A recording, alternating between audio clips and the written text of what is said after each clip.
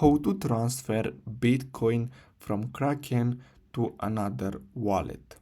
So basically what you're gonna have to do is simply open the app and then simply tap on this purple button.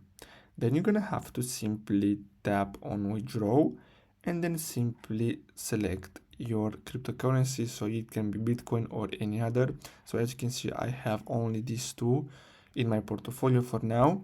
So simply select it and then you're gonna have to simply choose. So simply tap on the cryptocurrency name here to switch. So basically now you're gonna have to simply enter how many Solana you want to send, and in this case you can you're gonna have Bitcoin or any other crypto.